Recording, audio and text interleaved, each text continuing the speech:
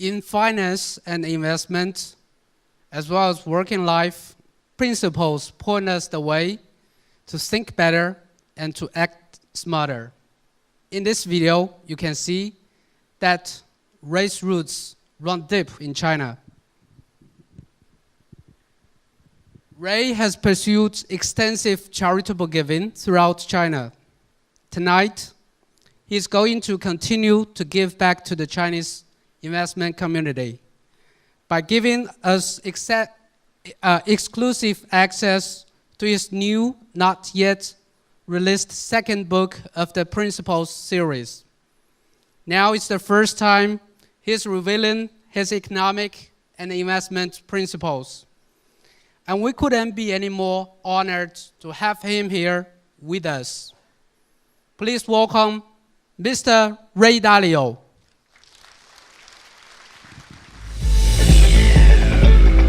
Thank you.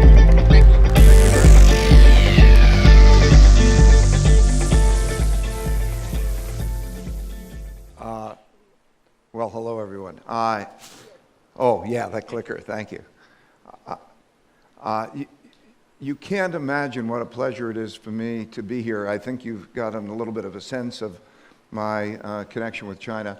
The three things that I'm most passionate about didn't exist when I first came to China. In other words, I'm an investor. There was no investment. There were no markets. I'm an entrepreneur. There was no entrepreneurship. Now I look at all of the entrepreneurship around. It's a miracle. It's fantastic. And I'm a philanthropist. And there wasn't philanthropy then. So I look at how China has come so remarkable in those 34 years. I mean, I think you are all to be congratulated. It was the greatest miracle, and it was a pleasure for me to be a part of that. Tonight, I'm going to share my principles, but I think the important thing to understand is not that my principles are important. I'll pass along what I have that's valuable. But what I learned is that to write down my principles while I was encountering things. In other words, and I'll recommend this to you. Whenever you're faced with decisions, if you think about the criteria you're using to make those decisions and you write them down, something miraculous happens. You reflect in a much more quality way on your decision making. And then you start to see that everything really happens over and over again. The same things repeat.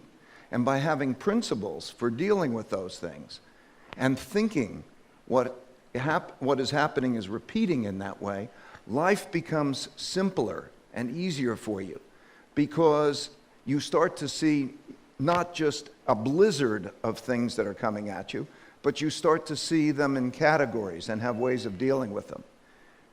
You also can communicate better with people what your principles are, and you can find out whether you're in sync. So it's a recommendation that I make to you. I hope that you have your principles that are the principles that you feel good about.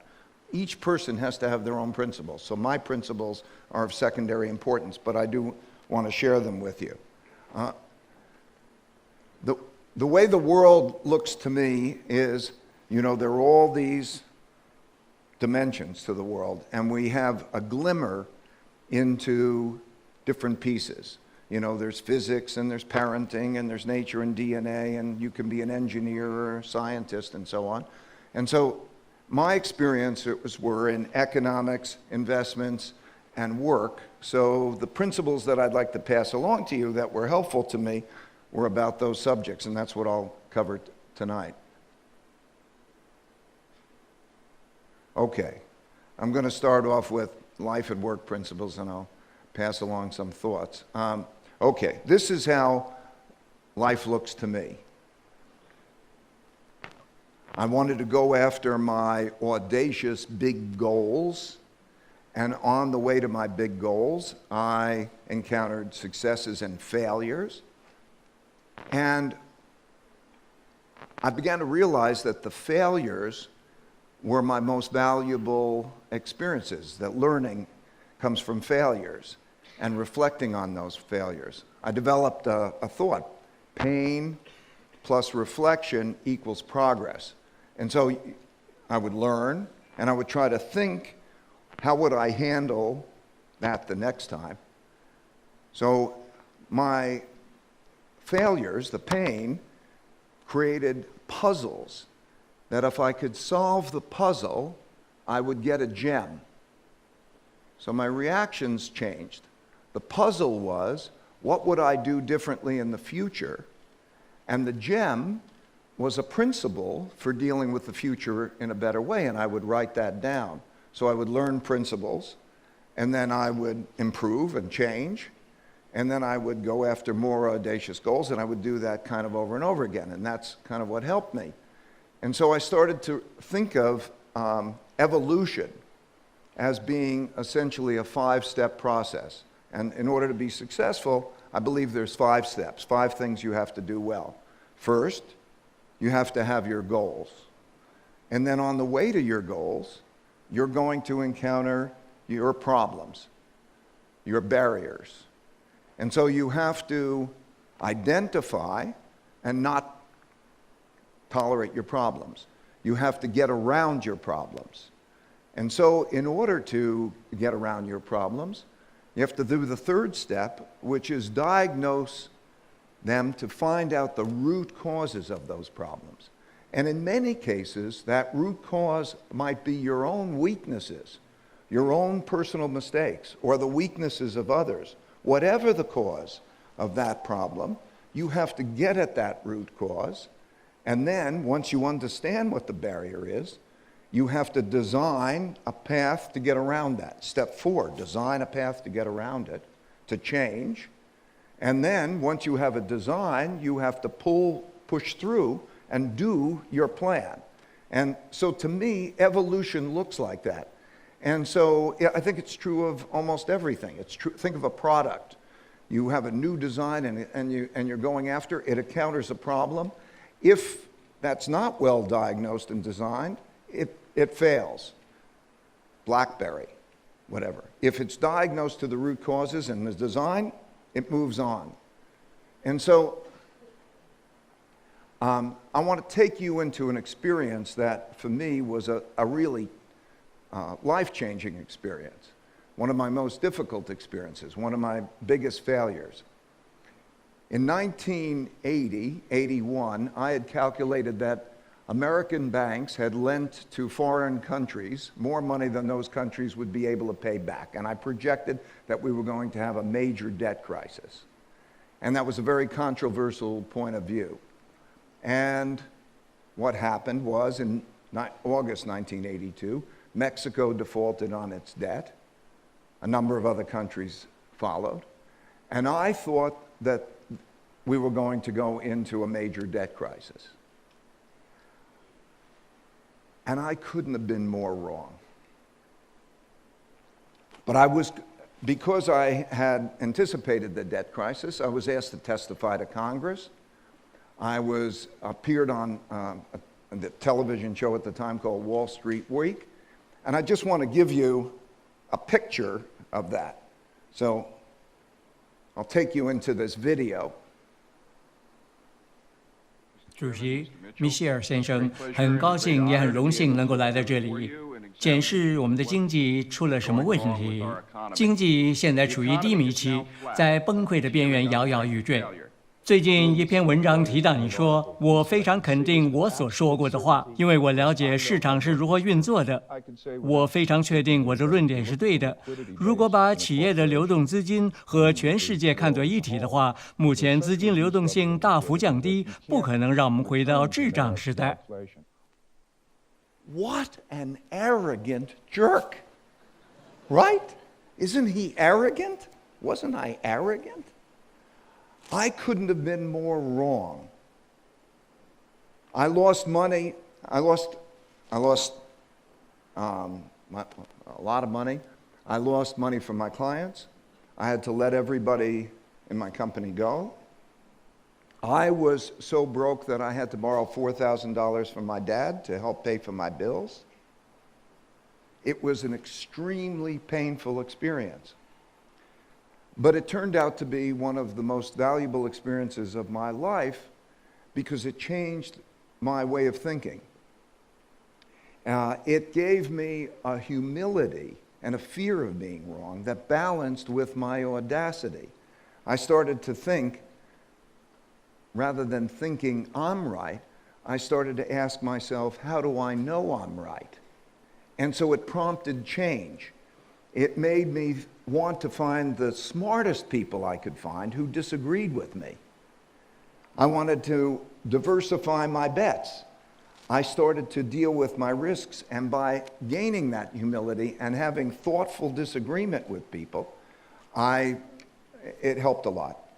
In other words, in order to be successful in the markets, you have to bet against the consensus and be right. You have to bet against the consensus because the consensus is built into the price. And so you have to bet against what everybody thinks and be right. And that's difficult. And you're going to be wrong a fair amount of times. I think I'm wrong probably about a third of the time.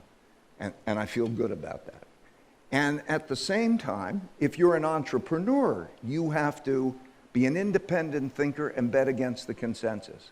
And so as an entrepreneur and investor, I had to operate that way and not know whether I'm right. And I found that the art of thoughtful disagreement, I wanted to work with independent thinkers who would debate with me to find out what the best choices are.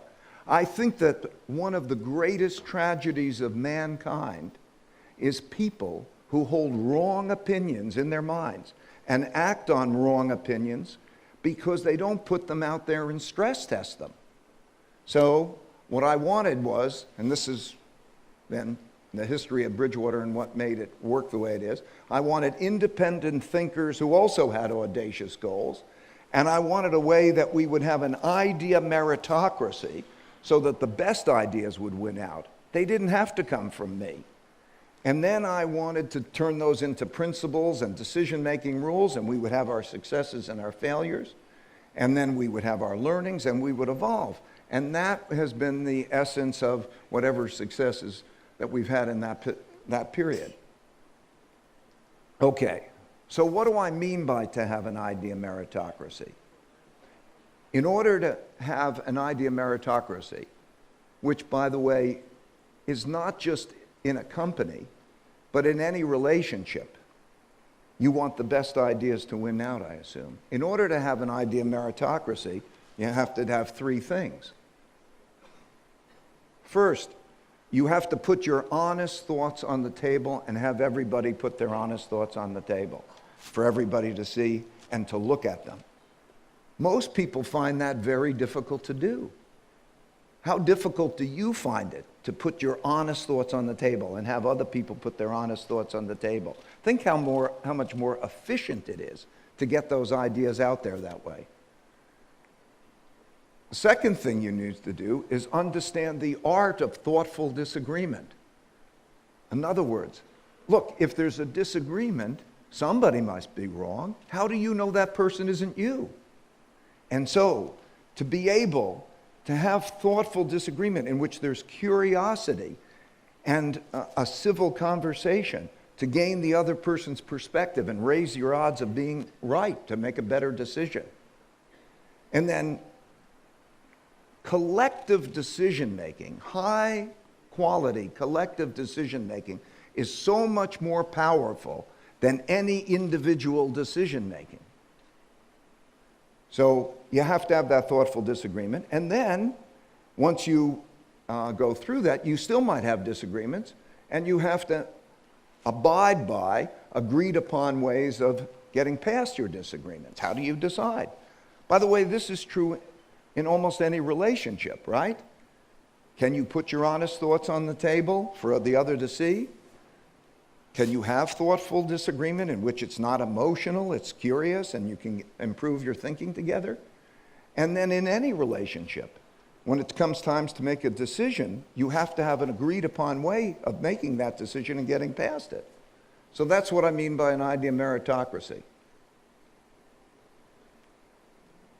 The other thing about it is, knowing what people are like, knowing what you're like, knowing what other people are like, tells you what you can expect from yourself and other people. Do you want to know your weaknesses?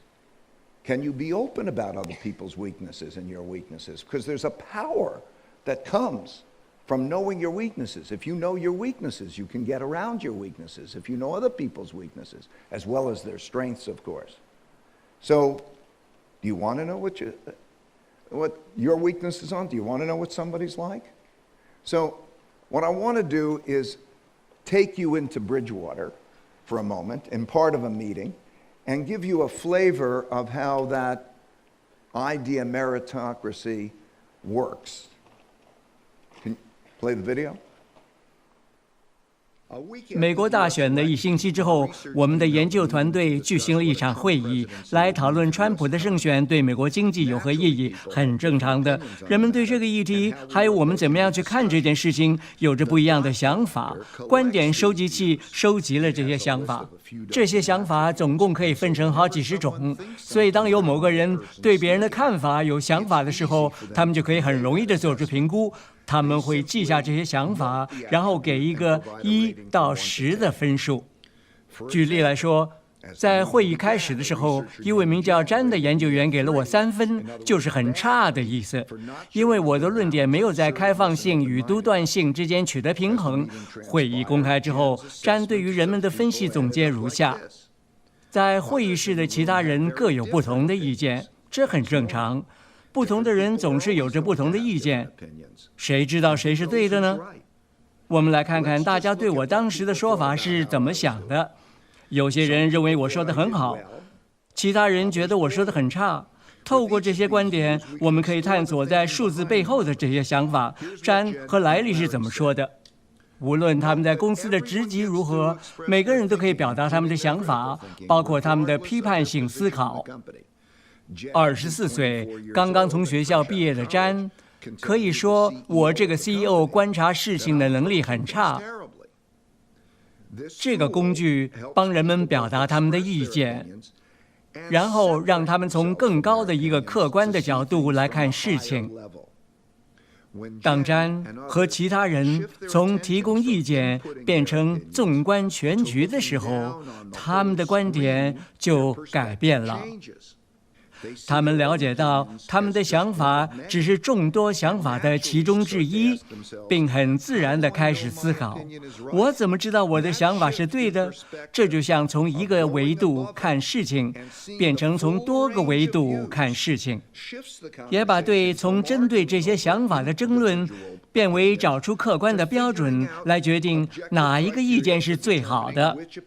在观点收集器的背后，有一台在监控的电脑。他监控了所有人的想法，然后去和他们是怎么想的做连接，再根据这些结果回传建议。最后，电脑会从所有的会议中收集资料，并产生一个点描清单，显示他们是怎样的人，以及是怎么思考的。电脑做的这些事就是从演算法来的。了解人们是怎么样的人，能够帮助他们找到更适合自己的职位。举例来说，一个有创意但是不可靠的人，可以和一个可靠但没创意的人做搭配。了解人们是怎么样的人，也让我们可以决定要派给他们什么样的职责，同时也可以根据大家的表现来衡量我们的决定。我们把它称为这些人的可信度。在某次投票里，多数人投给了一边，但当我们对人们的攻击做加权之后，得到了完全相反的答案。这个过程让我们的决策过程不再根据民主，也不是根据独裁，而是根据演算法把人们的可信度纳入考量。Yeah, we really do that.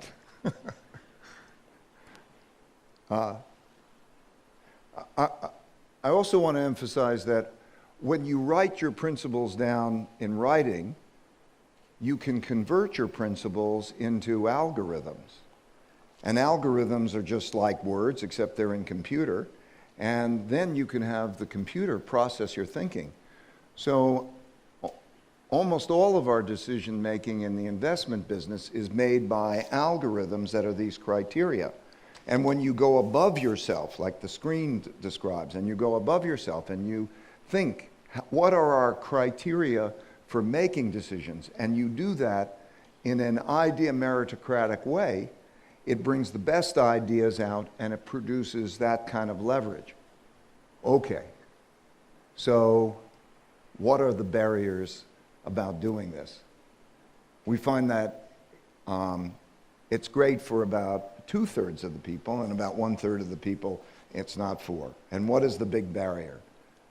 The one big barrier that we found is, I asked neuroscientists and psychologists about it, and it's basically your two yous.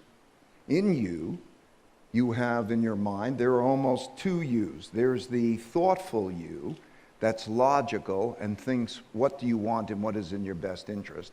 And then there's the emotional you that wants different things. And so if you think about it, like if I ask you, would you like to know what I think about you? Or would you like to tell me what you really think about me? Or would you like to know your weaknesses? Or can we have thoughtful disagreement without emotion? Logically, you're going to want those things, right? You're going to want to know what your weaknesses are. You're going to want to know what people think about you so you can deal with it. It's logical. But emotionally, you don't want that. Emotionally, it's a very difficult thing. We're not in the habit of doing that. We have a challenge to doing that.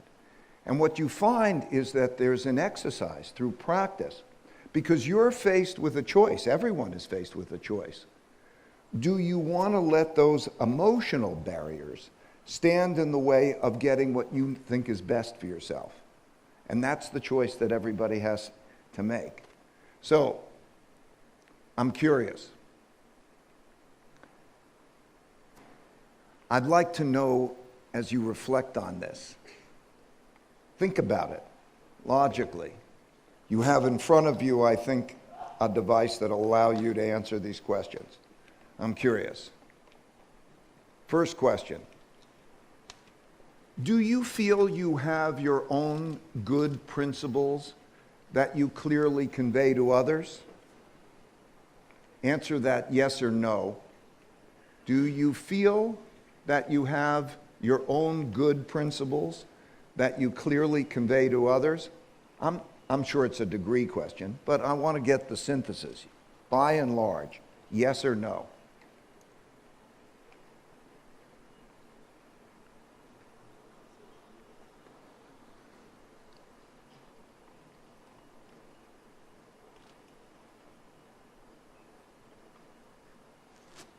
Are we done, you think?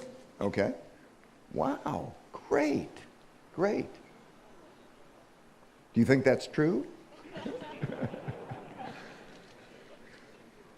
Next question.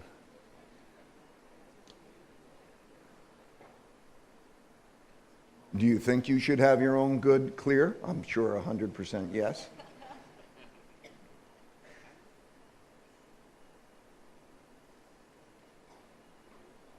Do you think you should have your own good, clear principles that you convey to others? Okay, this is interesting. So why do you have so many of your? You don't want to convey them. I don't know. That's interesting. You've answered these questions before, ahead of time? So they're just very quick? Okay. Next question. Would you like to operate in an idea meritocratic way in your organization?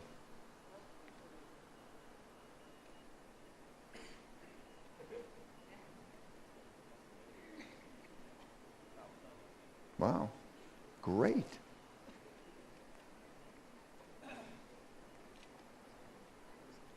I'm curious, do you think you, just raise your hands, I didn't ask this question before, maybe you could push the button. Do you think you're operating in an idea meritocratic way in your organization? Big gap. Interesting. Okay, I'd like to stop here and then take some questions from the audience, and then we'll move on to investment and economic principles. Any questions?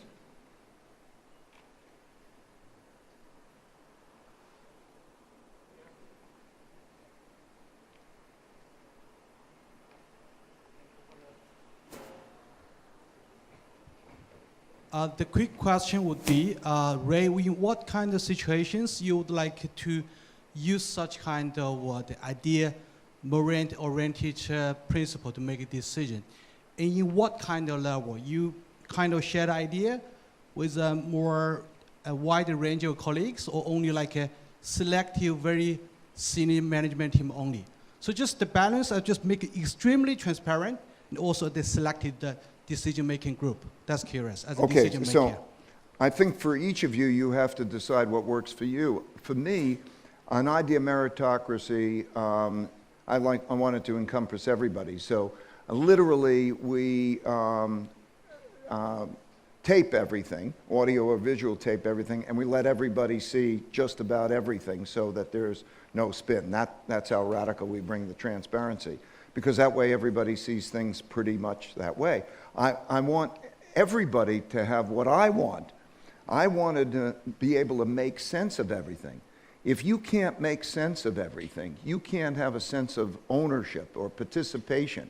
You can't be a partner. I mean, in other words, imagine we set up a business and had a relationship, and I would say that I wouldn't be truthful with you, radically truthful, or I wouldn't be radically transparent, and you wouldn't be that way with me. We wouldn't have the same trust. We wouldn't have the same idea meritocratic way. To me, in one sentence, what I wanted was an idea meritocracy in which there's meaningful work and meaningful relationships. And to get those, to do those through radical truthfulness and radical transparency. And so if you don't have that radical truthfulness and that radical transparency, I don't think you're going to have the best decision making. I don't think you're going to have the best relationship. And I think if you take a lot of people, a lot of young people, or all ages people, if they don't have a fair system in which their ideas can win out, you're going to lose them. And I think if you do, then you have a special environment. So that's been my approach. It's been, radical, and it's been extensive. And that's been the key to the success. So radical and extensive. I'll take one more question before we go on.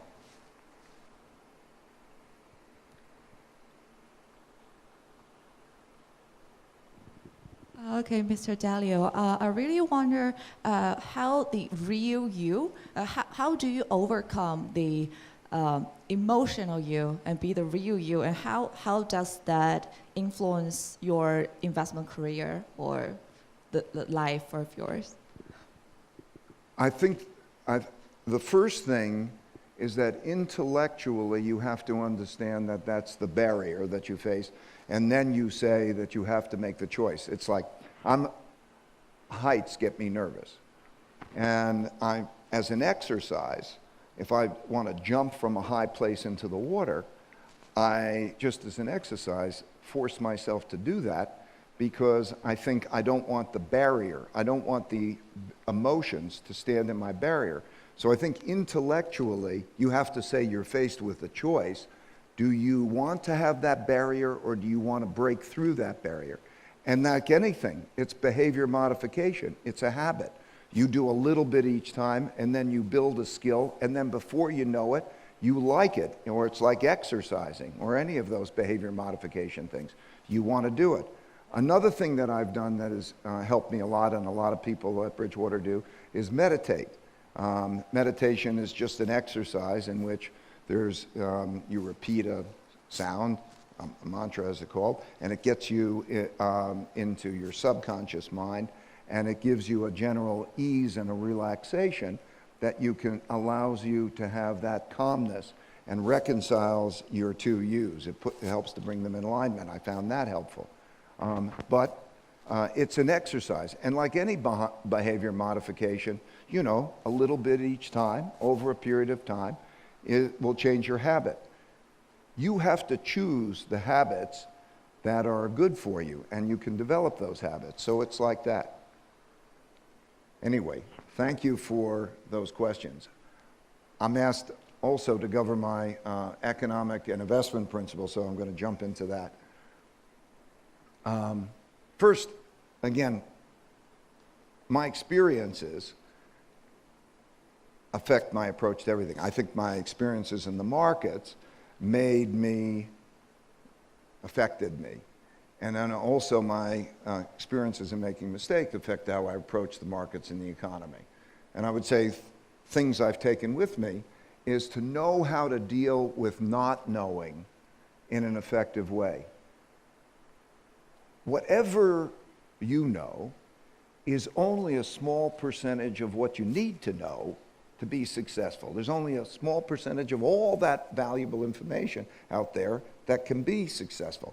To have a pride in what you know and not deal with the fact that you don't know is going to cost you a lot. So this is a principle that's been important. Second, to study history to see the timeless and universal patterns and the cause-effect relationships.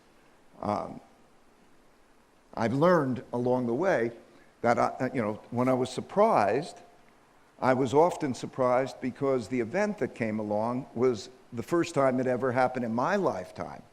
But when I went back and I studied it, it happened in many lifetimes before. The first currency devaluation in 1971, it didn't happen to me before. And then I had a currency devaluation. The first depression, the first whatever it is. And if it happened before, it can happen again.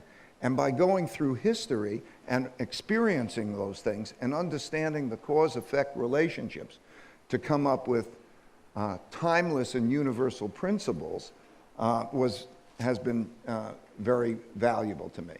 And so that's why then clear principles for dealing with these realities. So again, to write down those principles, make them very clear, and then also to put them into algorithms has been invaluable to me. So, okay, what I'd like to do is share with you some of my timeless and universal principles. Okay, here we are, we're in China.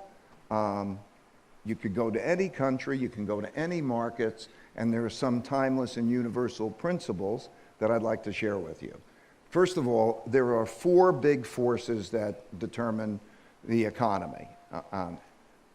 Those four big forces are, first of all, productivity. In other words, by learning and improving, we raise our living standards. We increase the output per man hour. And so that knowledge and that improvement is most fundamental in determining our evolution over a period of time.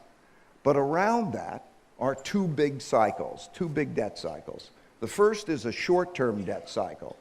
In other words, recessions that lead to expansions, and then when you, at the end of that, you have to tighten monetary policy. Think of it this way. Demand is driven by fiscal and monetary policy. And when there's a recession, and therefore economic weakness is the greater problem than inflation, central banks put on the gas. And when they put on the gas, the economy moves forward. And it grows, demand grows at a pace that's faster than capacity grows. And so as you get to higher and higher levels of capacity, you run into constraints. So think about it like the economy is like a car and driving behind a truck. And the car is going at 70 miles an hour, and the truck is going at 50 miles an hour. And when there's a lot of gap, then that can happen. And when you get later in the cycle, so that the car that's going at 70 miles an hour is about to approach the truck that's going 50 miles an hour, the central banks have to put on the brakes, interest rates rise, and it changes the completion, the markets. And so the time to buy, typically, let's say equities or asset classes, is when the economy is at its worst, inflation falls, and there's stimulative monetary policy and plenty of slack. And when you get late into the cycle, then you know that you're going to have the tightening of monetary policy, and then that begins to create the change. And so that's the short-term debt cycle. We've had a bunch of those. We pretty much can get used to those. And if you think, where is the US now? Where is each country now in that cycle? It'll help to put you in perspective where the economy is. And then these cycles add up to a long-term debt cycle.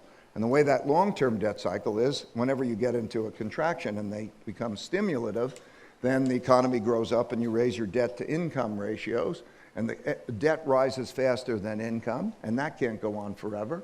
And they can't continue that when interest rates hit zero. When interest rates hit zero, that game is over, and then they have to print money. And so there's a long-term debt cycle, and then there is politics. And politics sometimes is not much of an influence. The economy moves on normal, but sometimes it's a big influence. For example, as we change tax laws. If you move to the right or to the left in a country and you change tax laws like we just did, you've changed the economics of owning a company because they reduce the tax rates and they change regulations. Remember, a stock is a stock or any investment is a claim on future cash flows. And so if they change that picture, the politics can sometimes enter that. So then there are three equilibriums. Three equilibriums is, over the long run, debt growth must be in line with the income growth that is required to service that debt. Number two, economic capacity utilization can't be either too high, which produces inflation and bubbles or something, or too low. You can't have a recession going on forever, otherwise you'll have political upturns and problems and so on. So that it must seek that equilibrium. And the third equilibrium is that the projected returns of equities have to be above the projected returns of bonds, which are above the projected returns of cash by appropriate risk premiums. As they change that relationship, it squeezes credit or it increases credit. So there are two levers that are happening. Two levers are monetary policy, which affects those spreads, affects interest rates. That's how they put on the brakes, by tightening monetary policy, raising short-term interest rates relative to bond yields, which raise relative to expected equity returns. So the incentives change to hold cash rather than to hold others and slow up credit growth or to stimulate it. And then, of course, fiscal policy. Fiscal policy is the government's means of, through taxes and spending, affecting. So if you think of it, the economy is like a perpetual motion machine. Its economic and market movements are constantly operating in that way. If you think about, let's say, the United States now, we're in the later part of a cycle. From 2008 until last year, interest rates went down, pushed to very low levels. Central banks bought $15 trillion worth of financial assets, bid those assets up, lowered those expected returns, and then we began to change as the car is behind the truck, and they had to start to put on the brakes by cutting those purchases and then raising interest rates. And so we're in the later part of that cycle and affects that. So this is like a perpetual motion machine as they're trying to bring about equilibrium, to bring the economy back in terms of line. And these are timeless and universal rules. This happens all through around the economy. Okay, so now investment principles. So what are the investment principles? Okay, first, the theoretical value, or the estimated value, is the present value of future cash flows. In other words, every investment is a lump sum payment of cash in exchange for a future cash flow. And so they all compete with each other. And so the process is to estimate those future cash flows and calculate the relative present values of that and moving those around. So that's when you compare one investment to another, you compare the present values of the cash flows. Second, so that's value investing. People do that. That's the theoretical value of comparing the choices. The actual value at every moment in time equals the total amount of spending divided by the quantity being sold. In other words, if you can estimate, if you could look, who are the big buyers and who are the big of anything, who spends money, and how much are they going to spend on that thing? It could be wheat, it could be stocks, it could be bonds, and you understand the motivations of those people, and you line it up and you can come up with an estimate of what the total amount of spending is. And then you understand what sellers and what motivates them and what the quantity is. Then you can estimate those two numbers and know the price at any point in time. So it's important to understand who's buying and who's selling and why.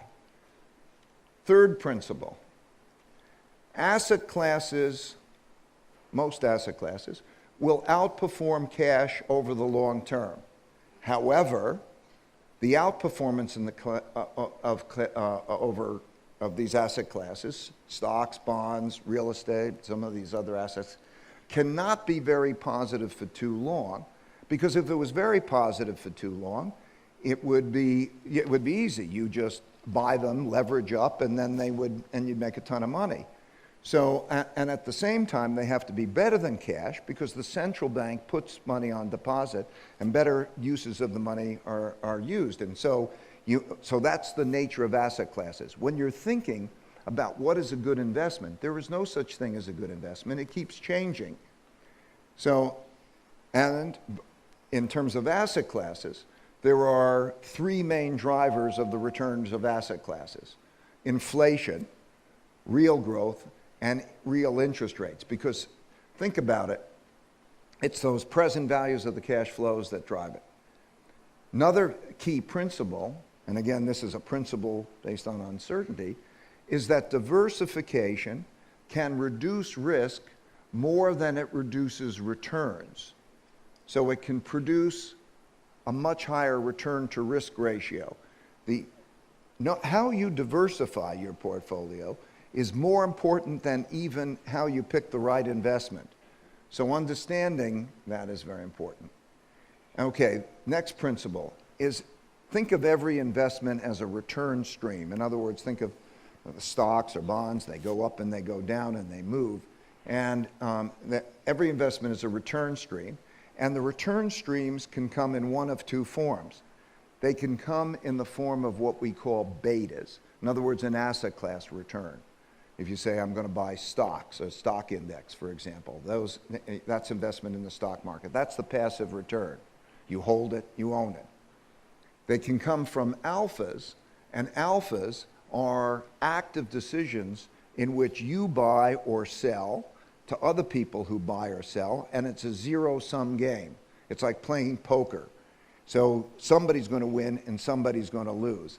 And by the way, that is an extremely competitive game. So as you think about investing and you want to play this game, you have to realize that you're competing in the markets to produce alpha is more difficult than competing in the Olympics, because there's more people trying to do it and there's more money. We spend hundreds of millions of dollars every year to try to keep our edge to be competitive.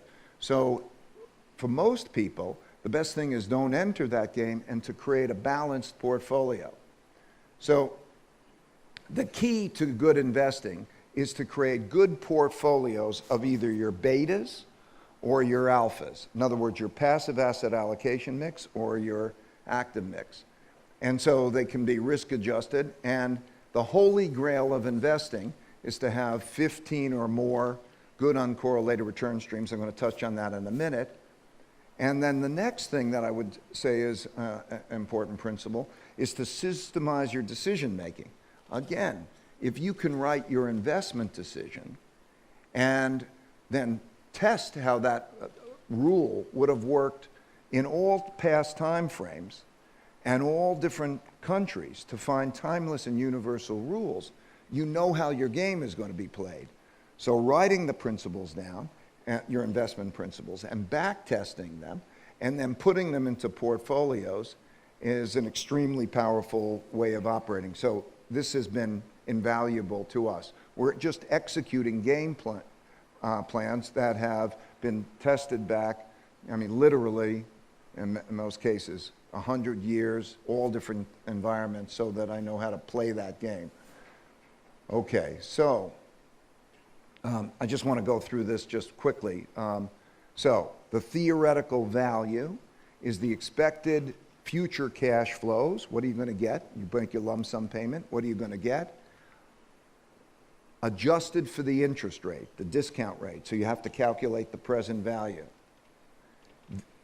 The actual value is the total amount spent divided by the total quantity sold. So if you know who the buyers are and what their motivations are, and you know the sellers and their motivations, you can pretty well estimate what the total spending will be, divide it by the total quantity, and get the price. And so that's an exercise. That's a key path for us in making our decisions in the market. These are rolling returns over periods since 1975 of different asset classes. And again, it highlights the fact that nothing stays good. The biggest mistake in investing for most people is thinking that a good investment is that which performed well, rather than that which has performed well is a more expensive investment. So don't be attached to that which has performed well and shy away from that which has performed poorly. You have to understand how they work and how that's going to change if you're going to have a rotation of your asset classes. So as I mentioned, there are four main drivers of asset class returns, or two main drivers, growth and inflation, and they can rise or decline. And if you create a balanced portfolio so that you put 25% of your risk that will do well in either of those environments, any of those four environments, you'll achieve a balanced portfolio. And then you'll achieve a better risk-adjusted return. And then what I discovered is the holy grail of investing. In other words, if you do this, you will make a fortune, is to find 15 or more good, uncorrelated return streams. It doesn't even have to be 15, it could be 10. This is just the math of diversification. This chart is meant to convey that. So look at that. Just imagine you have a return that had a 10% risk, one asset class or one return stream that has a 10% risk. And for simplicity, imagine it has a 10% return too. This chart shows how risks change when you put in another asset class or another return stream, and then a third and a fourth. So if you have 60% correlated return stream, let's say the average stock is about 60% correlated with the average other stock. So you add in a second stock and a third stock. As you add in those numbers, that shows how the risk reduction takes place.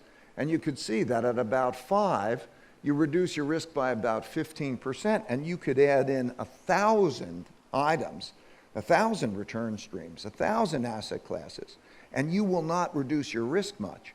But look what happens when you add in uncorrelated. And by the way, uncorrelated isn't as good as it can get because you can get negatively correlated. The bottom chart, let me get out of your way, the bottom chart shows the zero correlation and how risk is reduced by that. So it shows like at 5 uncorrelated assets, 5 good things that perform differently, you cut your risk in half. At about 15 and 20, you cut your risk by about 80%. That means you raise your return to your risk ratio by a factor of 5. There's no way that you can get no matter how good of a decision maker, you can't get an investment that's going to be 5 times as good and be confident in it.